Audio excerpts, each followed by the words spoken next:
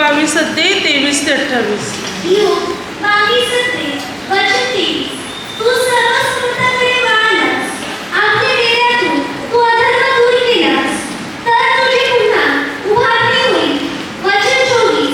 तू आपले सुवर्ण धुळीत टाक, ओझीतले सोने ओढ्याच्या गोट्यात फेकून दे. वचन 25. म्हणजे सर्व समर्थ तुला सुवर्ण व राशीच्या राशी रुपे असा होईल. वचन 26.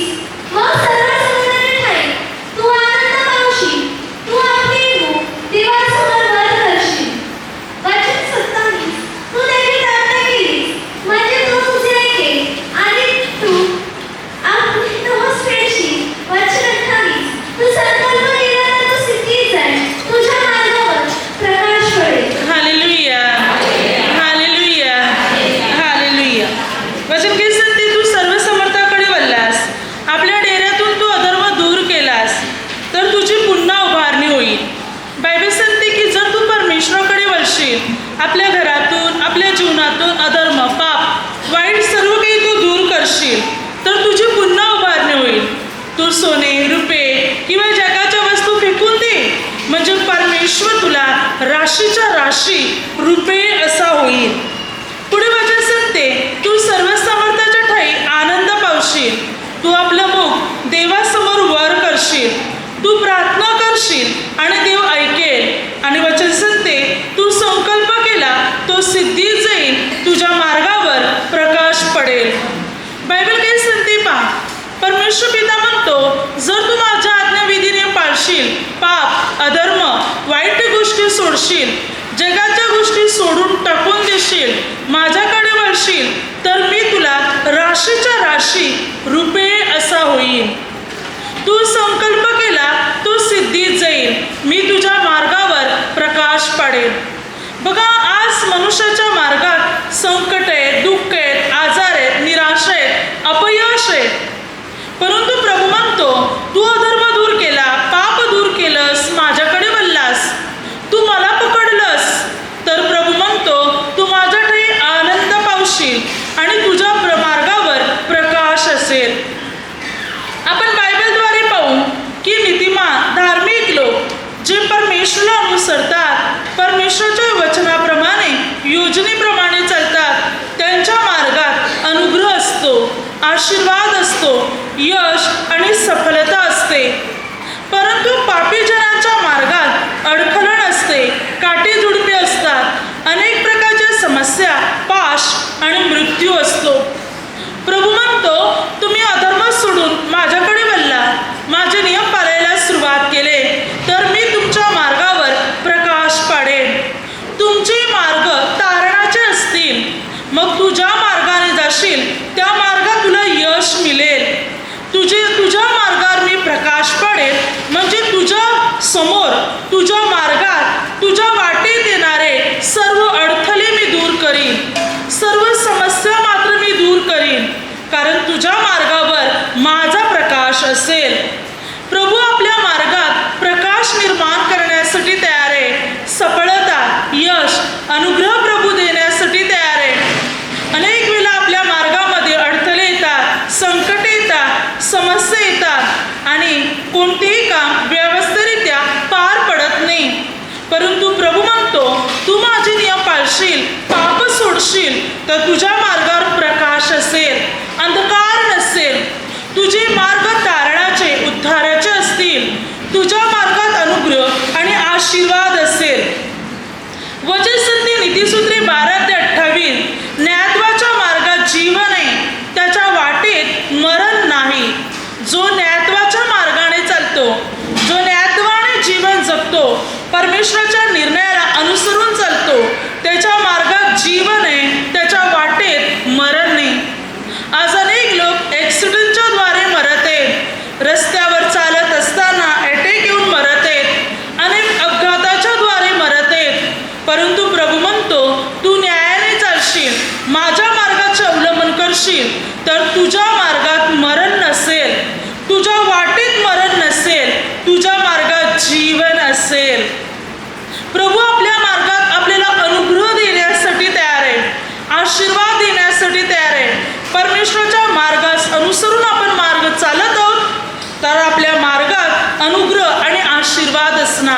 उन्नती आणि प्रगती असणार। जो बायबल काय सांगते पहा, जो वाईटाच्या मार्गाने चालतो, जो परमेश्वराचे नियम पाळत नाही, पापी जीवन जगतो, त्या व्यक्तीच्या मार्गात काय असते पहा, नीतिसूत्रे 22:5, कुटील मनुष्याच्या मार्गात काटे व पाश असतात, ज्याला जीवाची काळजी असते त्याने त्यापासून दूर राहावे। काय सांगते बायबल? कुटील, ज्याचं मन कुटील आहे, ज्याच्या मनामध्ये इतरांविषयी नेहमी कुरकुर भरलेले आहे, तिरस्कार भरलेले आहे, एकमेकाविषयी द्वेष भरलेले आहे, कोणाचं भलं झालेलं त्याला पावत नाही, अशा व्यक्ती ज्याचं मनामध्ये अनेक प्रकारच्या वाईट गोष्टी आहेत, अशा कुटील माणसाच्या मार्गात काय बायबल सांगते? काटे आणि पाश। त्याच्या मार्गात काटे आणि पाश आहेत, त्यामुळे त्याचा मार्ग यशस्वीरित्या पार पडत नाही, तो अडखळला जातो, तो जे काही काम हाती घेतो त्या कामात त्याला यश लाभत नाही। ज्याला आपल्या जीवाची काळजी वाटते त्याने हा कुटील मार्ग सोडून द्यावा, द्वेष करणे, तिरस्कार करणे सोडून द्यावे, म्हणजे त्याच्या मार्गात अनुग्रह असणार। कुटील मनुष्य, वाईट वागणाऱ्या मनुष्याच्या मार्गात काटे आणि पाश आहेत, पण जो नीतीने चालतो, जो नीतिमान आहे, धार्मिक मनुष्य आहे, दयाळू मनुष्य आहे, चांगली सत्कृत्य करतो, त्याच्या मार्गात परमेश्वराचा अनुग्रह असणार। पुढे बायबल सांगते नीतिसूत्रे 15:19, आळशाची वाट काटेरी कुंपणासारखी असते।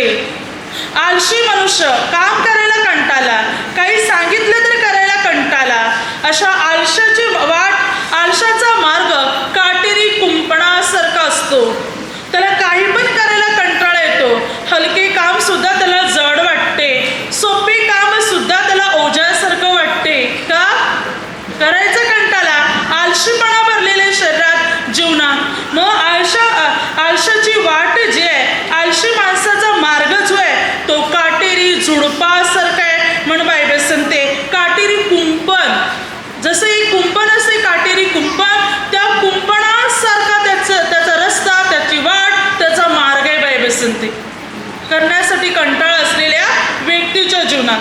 पण ज्या व्यक्तीला काहीतरी करण्याची इच्छा आहे, परमेश्वरामध्ये वाढण्याची इच्छा आहे, परमेश्वराचे नियम पाळण्याची इच्छा आहे, त्याचे रस्ते मोकळे होणार, त्याचे मार्ग परमेश्वर सपाट करणार, तो यशस्वीरित्या पार पडणार, त्याची सर्व कामे सिद्धी जाणार, एकामागे त्याची कामे व्यवस्थित होणार।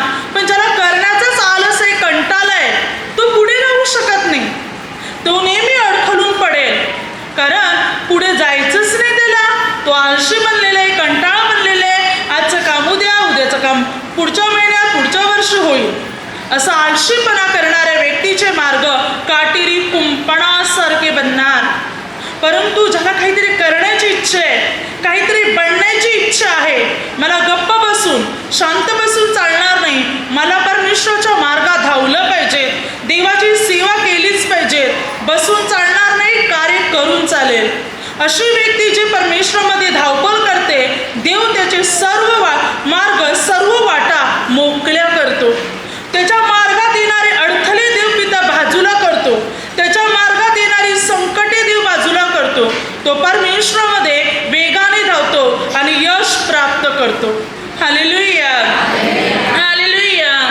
म्हणून बायबल सांगते नीतिमान लोकांच्या मार्गात अनुग्रह असतो, पण पापी जनाच्या मार्गात अडखळण असते। आपण देवाच्या नियमाप्रमाणे जीवन जगतो तर आपल्या मार्गात आपल्याला आशीर्वादच मिळेल। वचन काय सांगते उत्पत्ती या पुस्तकामध्ये 24 अध्याय, जेव्हा अब्रामाने आपला जुना सेवक, जो त्याच्या घराचा कारभारी होता, त्याचे सर्वस्व पाहणारा त्याचा जुना सेवक होता, त्याला अब्रामाने म्हटलं की तू माझ्या बापाच्या गावी, बापाच्या देशी जा आणि तिथून माझ्या मुलाला नवरी आण, मुलगी आण। तेव्हा अब्रामाचा जुना सेवक अब्रामाला म्हणतो की मात्र मी तिथे जाईन, पण मुलगी येण्यासाठी तयार झाली नाही, तर मी इसाकाला तिकडे नेऊ का?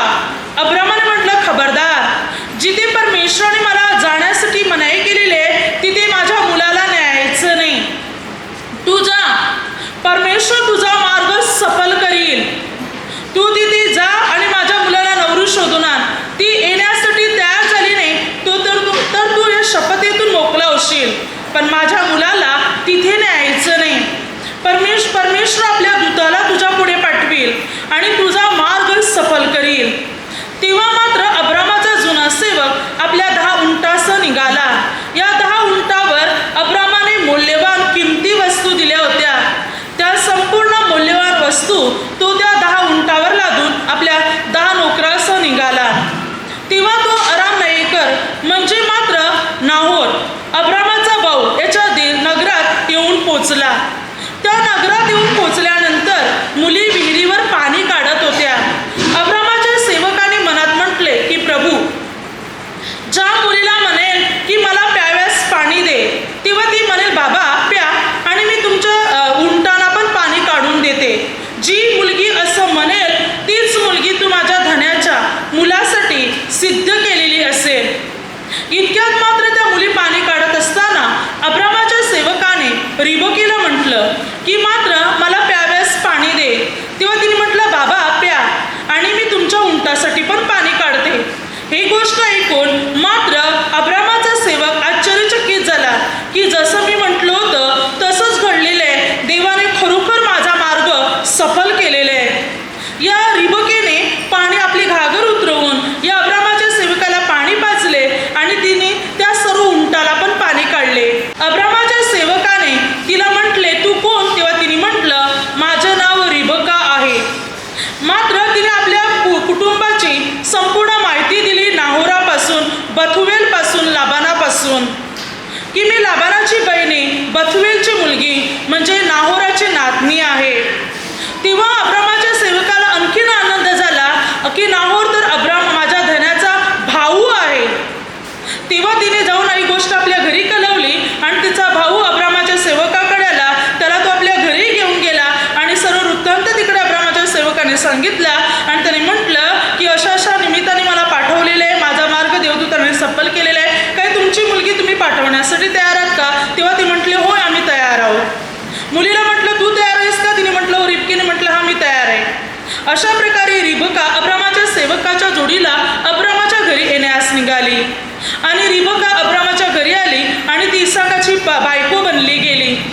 पहा, देवाने अब्रामाच्या सेवकाचा मार्ग सफल केला. का? कारण अब्राम देवाचे नियम पाळत होता, कायदे कानून पाळत होता. म्हणून देवाने अब्रामाच्या सेवकाच्या मार्गात सफलता ठेवली. ज्या कामानिमित्तानं तो निघाला होता ते काम तो पूर्ण करूनच आला. त्या कामात त्याला यश मिळले. हल्लीच्या वेळी ही गोष्ट अवघड, काय पूर्ण अशक्य आहे. जर आपण एखाद्या व्यक्तीला म्हणणार जा माझ्या मुलासाठी एक मुलगी अमुक गावातून आण, तर ती मुलगी येईल का? नाही येणार, येऊ शकत नाही. त्या मुलीच्या घरचे म्हणतील की आम्ही कसं आमच्या मुलीला पाठवणार अमुकाची बायको होण्यासाठी? आम्हाला ते घर माहिती नाही, गाव माहिती नाही, ते मुलांना माहिती नाही, मी काहीच नाही. कोणच पाठवू शकत नाही. हल्लीच्या वेळी कोणच करू शकत नाही. अशक्य आहे. ती गोष्ट शक्य बनली कारण परमेश्वराने हा मार्ग सफल केला होता. बघा, जे देवाचे नियम पाळतात, आज्ञा पाळतात, त्यांच्या मार्गात किती कठीण गोष्ट असू दे, किती अवघड किंवा किती अशक्य गोष्ट असू दे, तरी परमेश्वर ती शक्य करणार. देवपिता त्याला सफलता देणार. जे देवाचे नियम पाळतात, धार्मिकाचे मार्ग प्रभू यशस्वी करतो. त्याच्या मार्गात यश असते, उन्नती असते, प्रगती असते. परंतु पापी जनाच्या मार्गात अडथळण येणार. पुढे बायबल काय सांगते पहा. वचन सांगते की मात्र गणना 22 अध्याय बला एक संदेष्ट होता. देवाने त्याला असा आशीर्वाद दिला होता. परमेश्वर पित्याने त्याला असा आशीर्वाद दिला होता की ज्या कोणाला तू आशीर्वाद देशील त्याला आशीर्वाद लागेल, ज्या कोणाला तू शाप देशील त्याला शाप लागेल. असं दान दिलं होतं देव पित्याने बलाम संदेष्टाला. तेव्हा इस्रायल लोक मोआब देशात आले होते आणि मोआबाचा राजा होता बालक राजाने मात्र बलाम संदेष्टाकडे आपल्या लोकांना पाठवलं की जा बलाम संदेष्टाला बोलावून आण आणि या इस्रायल लोकांना शाप द्यायला लाव. मी त्याचा पाहुणचार करेन किंवा त्याला मोठा मोबदला देईन. जेव्हा बालक राजाचे लोक बलाम संदेष्टाकडे आले आणि त्याला ही गोष्ट सांगितली, बलामाने म्हटलं थांबा, देव मला काय सांगतो. तेव्हा देव पित्याने म्हटलं यांच्या जोडीला जाऊ नको, यांच्या बरोबर जाऊ नको, कारण इस्रायल लोक आशीर्वादित लोक आहेत. तेव्हा बलाम संदेष्टाने म्हटलं तुम्ही जा, देवाने तुमच्या बरोबर येण्यासाठी मला मनाई केले. तेव्हा बालक राजाने आणखीन प्रतिष्ठित सरदार प्रतिष्ठित लोकांना या बलाम संदेष्टाकडे पाठवलं आणि म्हटलं तू ये, तुझा मोठा सन्मान करील. बालक राजाने सांगितले. त्या बलाम म्हणतो थांबा, मी देव काय सांगतो विचारतो. देवाने एकदाच त्याला नाही सांगितलं होतं ना, मग परत त्याला विचारायची काही गरज नव्हती. आता देव म्हणतो निघाला तर जा. आता बलाक संदेष्ट निघाला, पण त्याचे आचरण विपरीत होते. आचरण विपरीत म्हणजे काय, कुठेतरी त्याच्यामध्ये मोह होता. कारण बालक राजाने म्हटलं होतं मी तुझा मोठा सन्मान करीन, म्हणजे पैसा धन संपत्ती हे सर्व तुला देईन. आणि म्हणून त्याचे आचरण विपरीत झाले. देवाचे नियम पाळण्याऐवजी त्याला मोह लागला. म्हणून बायबल सांगते की परमेश्वराचा दूत त्याला मारण्यासाठी त्याच्या वाटेवर आला. बायबल काय सांगते 22-31-33 वचनापर्यंत. देवाचा दूत वाटेवर उभा होता. जेव्हा बलाम संदेष्टाने पाहिलं तेव्हा बलाम संदेष्टाने देवदूताला वंदन केलं. देवदूताने म्हटलं की गाढवी नसती तर मी तुला छाटून टाकलं असतं. 3 वेळा मी आलो तुला मारण्यासाठी वाटेवर, कारण तुझं आचरण मला विपरीत दिसत आहे. त्या बलाम संदेष्टा म्हणतो की प्रभू तुझी इच्छा आहे तर आता मी नाही जात, मी परत फिरतो.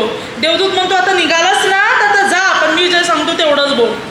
आशीर्वाद दे, शाप देऊ नकोस. तेव्हा बलाम संदेष्टाने जाऊन तिथे आशीर्वाद दिला, शाप दिला नाही. त्याच्या आचरण विपरीत होते म्हणून त्याच्या मार्गात मृत्यूसारखे 3दा संकट आले, पण गाढवी मुली तो वाचला गेला. जेव्हा आपण देवाविरुद्ध वागतो, परमेश्वराचे नियम मोडतो, तेव्हा आपल्या मार्गात संकटे येतात, आपल्या मार्गात अडथळे येतात, समस्या येतात. मग काही काम हाती घेतल्यानंतर ते काम यशस्वीरित्या पार पडत नाही. अनेक प्रकारच्या समस्या आपल्या जीवनात निर्माण होतात. जो परमेश्वरामध्ये जीवन जगतो, देवाचे नियम पाळतो, जरी अडथळे आले तरी त्याला विजय मिळतो. बघा, जो देवाचे नियम पाळतो त्याच्याही मार्गात अनेक वेळा संकट येतात, पण ती संकटे त्याला विजय देतात. त्या संकटाच्या वेळी तो हारत नाही, तो संकटे पार करून विजयापर्यंत पोहोचतो. पण देवाचे नियम मोडणाऱ्या व्यक्तीच्या जीवनात संकटे आले तर त्या संकटात त्याचा नाश होतो, त्याला विजय मिळत नाही. Hallelujah, hallelujah. म्हणून बायबल सांगते की अधर्माच्या कुटील मार्गाच्या मार्गात मात्र काय आहे, काटे आणि पाश आहेत, अडथळे आहे, संकट आहे, समस्या आहेत. म्हणून वचन काय सांगते पहा, इर्म्या 6:19-21 वचनापर्यंत. मी या लोकांच्या वाटेत अडखुले ठेवीन, बाप व लेक दोघे त्यावर ठोकर खाऊन पडतील.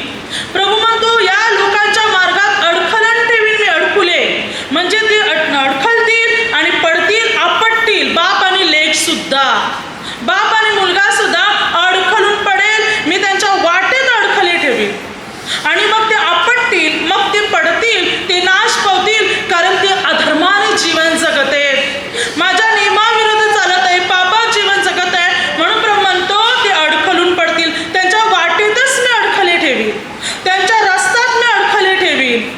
बघा, जे देवाचे नियम पाळतात देव त्यांचे मार्ग मोकळे करणार, परंतु जे पापात अधर्मात जीवन जगतात त्यांच्या वाटेत अनेक अडथळे येणार, अनेक संकट येणार. त्याच्यावरती विजय मिळू शकणार नाही, तर उलट त्या संकटातच त्यांचा नाश होईल. पण देवाचे नियम पाळणाऱ्या लोकांना देव अनुग्रह देईल, देव त्यांना आशीर्वादित करील. जे देवाचे नियम पाळतात देव त्यांना आशीर्वादित करेल. नीतिसूत्रे 15-19. सरळाची वाट राजमार्ग बनते. काय सांगते बायबल? सरळाची वाट राजमार्ग बनते. राजमार्ग राजासारखा, आता समज राजा ज्या मार्गाने येणार आहे त्याचं स्वागत करायला प्रजा असते आणि त्या मार्गावर प्रजा काय करणार, फुले टाकणार, हे टाकणार, ते टाकणार, रस्ता साफ करणार, स्वच्छ करणार. समज आपल्याला सांगितलं की आपल्या गावामध्ये एक मंत्री येणार आहे, रस्ता ताबडतोब तो साफसूफ होणार. अगदी खड्डे पडले असतील तरी ते बुंजविण्यात येणार, ताबडतोब सर्व नीट नेटके करणार की आता मात्र मंत्री येणार आहे म्हणून, ताबडतोब नीट सर्व करणार. किंवा एक मोठा महान व्यक्ती येणार आहे, सर्व साफसफाई करणार, त्याच्या रस्त्यातले अडखळे दगड खड्डे जे असतील सर्व दूर करणार, सर्व व्यवस्थित करणार, सपाट करणार. बायबल सांगते सरळाचा मार्ग राजमार्ग बनतो. त्याच्या मार्गात असलेले सर्व अडखळणे दूर होतात, त्याच्या मार्गात असलेले दगड बाजूला होतात, सर्व खड्डे खुड्डे सर्व बाजूला होतात, कारण देव त्याचे मार्ग सपाट करतो. सरळाचा मार्ग, जो देवाचे नियम पाळतो सरळ चालतो, पवित्र जीवन जगतो, देवाचे नियम पाळतो, देव त्याचा मार्ग नीट करतो, राजमार्ग बनतो. राजासारखा राजमार्ग बनला जातो, सपाट रस्ता बनतो, अडथळे दूर होतात, निराशा दूर होतात. परमेश्वर त्याला अनुग्रह देतो, परमेश्वर त्याला आशीर्वादित करतो. 13 मध्ये तरुण संदेश संदेष्टा त्याच्या मार्गात किती मोठं संकट आलं पा देवाचे नियम मोडल्याबरोबर. जेव्हा मात्र यहुदातून हा तरुण संदेष्टा बेथेल या ठिकाणी आला, यरोबामला त्या वेदीविरुद्ध त्याने संदेश दिला. त्यानंतर मात्र हा तरुण संदेष्टाला यरोबाम राजा म्हणत आहे, चल माझ्या घरी, मी तुझा सन्मान करीन. तेव्हा तरुण संदेष्टाने म्हटलं की तू मला अर्धे घर भरून जरी सोने रुपये दिले तरी मी तुझ्या घरी येणार नाही. परमेश्वराची मला आज्ञा ज्या वाटेने तू गेला त्या वाटेने पण यायचं नाही आणि तिथे खाणेपिणे पण तू करायचे नाही. तेव्हा तरुण संदेष्टा निघाला. ही गोष्ट म्हाताऱ्या संदेष्टाला कळाली.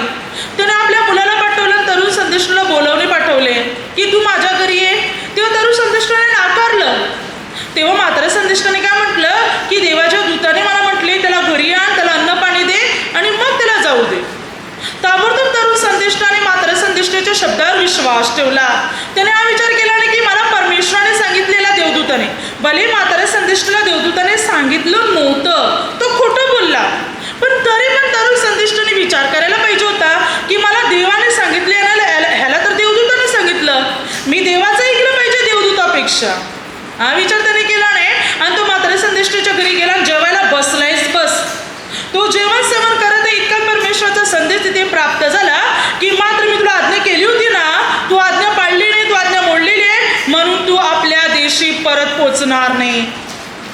अन्नपाणी सेवन झाल्यानंतर म्हाताऱ्या संदेष्टाने या तरुण संदेष्टाला आपल्या गाढवावर बसवले आणि मात्र त्याची रवानगी केली. हा तरुण संदेष्टा रस्त्यात गेला असताना वाटेतच देवाने एक सिंह पाठवला. त्या सिंहाने तरुण सिंहाला फाडून टाकले आणि तो मरण पावला. आणि तरुण सिंह एक सिंह जो आहे त्या तरुण संदेष्टा सिंहाने फाडून टाकले आणि सिंह वाटेवर उभा राहिला. आता तरुण संदेष्टाचे प्रेत त्या रस्त्यावर पडले. एका बाजूला गाढव आहे, दुसऱ्या बाजूला संदेष्टाचे प्रेत आहे आणि तिसऱ्या बाजूला मात्र सिंह उभा आहे. पण सिंहाने त्या संदेष्टाचं शरीर पण खाल्लं नाही किंवा गाढवाला पण खाल्लं नाही. देवाने जेवढी आज्ञा दिली होती तेवढी आज्ञा या सिंहाने पाळली. तेव्हा लोक म्हणू लागली, महादेवाची आज्ञा अवमानणारा. कारण सिंहाच्या समोर प्रेत आहे, तो खाऊ शकत होता, गाढव खाऊ शकत होता, नाही खाल्लं. सिंहाने आज्ञा पाळली पण या संदेष्टाने आज्ञा पाळली नाही आणि म्हणून देवाने त्याच्या वाटेतच मृत्यू ठेवला. वाटेत संकट ठेवलं देवाने, रस्त्यातच तो मरण पावला. आपल्या गावी, आपल्या देशी, आपल्या घरी पोचूच शकला नाही, तो रस्त्यातच तो मेला. हालेलुया. त्याचा रस्ता सफल बनला नाही, त्याची वाट सफल बनली नाही, कारण त्याने देवाचे नियम मोडले.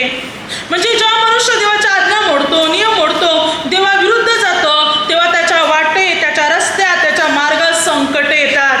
पण जे देवाचे नियम पाळतात त्यांच्या वाटेत परमेश्वर त्यांना अनुग्रह देतो, त्यांचे मार्ग देव पिता सफल करतो.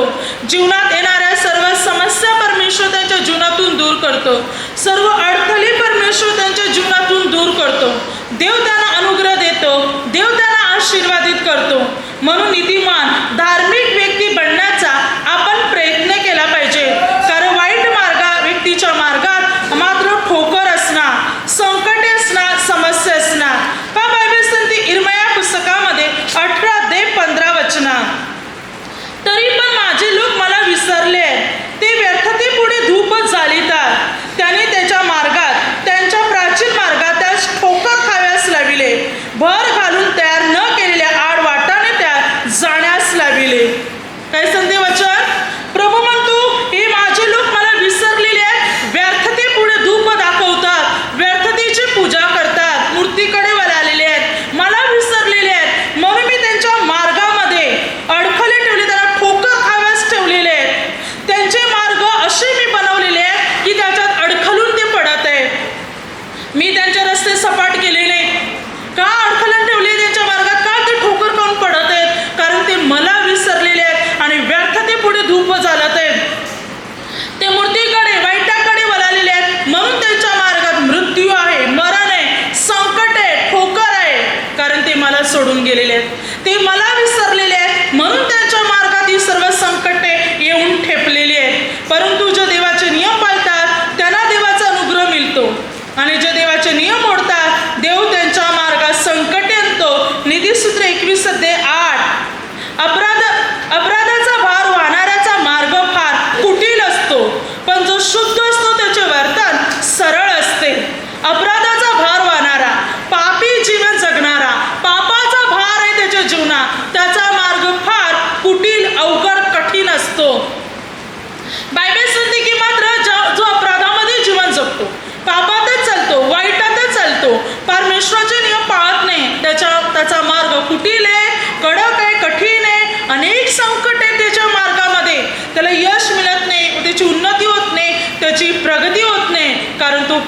जीवन जगते, तो वाईट जीवन जगते, म्हणून त्याच्या मार्गात संकटे आहेत, म्हणून त्याच्या मार्गामध्ये अडथळे आहेत. पण आपण देवाचे नियम पाळणार तर देव आपल्या मार्गात अनुग्रह देणार.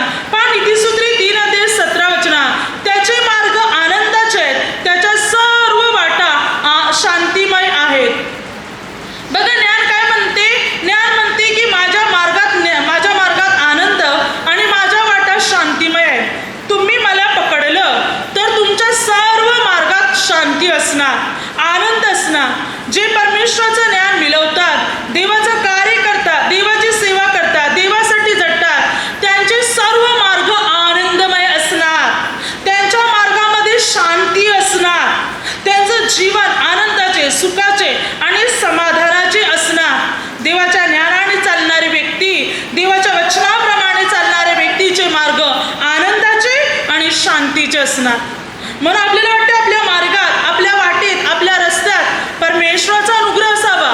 ज्या कामाला निघाल्या ती कामं व्यवस्थितरित्या पार पडावी, सर्व अडथळे अडखलन दूर व्हावे, तर देवाला अनुसरून चला, देवाचे नियम पाला, आज्ञा पाला, प्रभूच्या वचनाप्रमाणे जीवन जगा, पापाकडे वळू नका, अधर्म दूर करा, पाप दूर करा, म्हणजे आपल्या मार्गावर देवाचा प्रकाश असणार, आपल्या मार्गावर परमेश्वराचा अनुग्रह असणार. प्रभू आपल्याला त्याच्या अनुग्रहाने, त्याच्या आशीर्वादाने मात्र आपल्याला भरणार. प्रभू आपली बंधने तोडणार, आपल्या समस्या दूर करणार. म्हणून वचन काय सांगते पहा, सदृश्य 105 तुझे वचन माझ्या पावलाकरता दिव्यासारखे व माझ्या मार्गावर प्रकाशासारखे आहे. बघा वचन सांगते देवाचं वचन आपल्या मार्गावर दिव्यासारखे आणि प्रकाशासारखे असणार. उजळ दाखवणारे वचन, प्रकाश दाखवणारे वचन, त्यामुळे आपला मार्ग प्रकाशाचा असणार, उजळाचा असणार, अंधकाराचा नसणार. देवाचा आपण नियम पाळणार, आज्ञा पाळणार, आपला मार्ग प्रकाशाचा असणार, आपल्या मार्गात सफलता असणार, यश असणार, उन्नती आणि प्रगती असणार. कारण परमेश्वर आपल्या बरोबर आहे, परमेश्वर आपले अडथळे दूर करणार. पहा जसं की परमेश्वर पित्याने इस्रायल लोकांना मिस्र देशातून बाहेर काढले, तेव्हा देव अग्निस्तंभातून, मेघस्तंभातून इस्रायल लोकांच्या पुढे चालला. रात्री उजाड देण्यासाठी अग्निस्तंभ आणि दिवसा त्यांच्या डोक्यात छप्पर होण्यासाठी मेघस्तंभ. अशा प्रकारे देवाने त्यांना रानातून, जंगलातून चालवले, पण त्यांना कोणतीही हानी पोचू दिली नाही. अगदी त्यांच्या पायातल्या चपला पण झिजल्या नाही. देवाने त्यांचे मार्ग मोकळे केले, अडथळे दूर केले, समस्या दूर केल्या, कारण देव पिता त्यांच्या मार्गात त्यांच्या पुढे चालत होता. आपण देवाचे नियम पाळणार, आज्ञा पाळणार, देव आपल्या मार्गातले सर्व अडथळे दूर करील आणि आपल्या मार्गात आपल्याला यश, उन्नती आणि प्रगती देईल. Hallelujah, hallelujah, hallelujah. आता माझ्या शब्दाद्वारे जे काही चुकलं असेल त्याबद्दल मला क्षमा असावी. हालेलुया.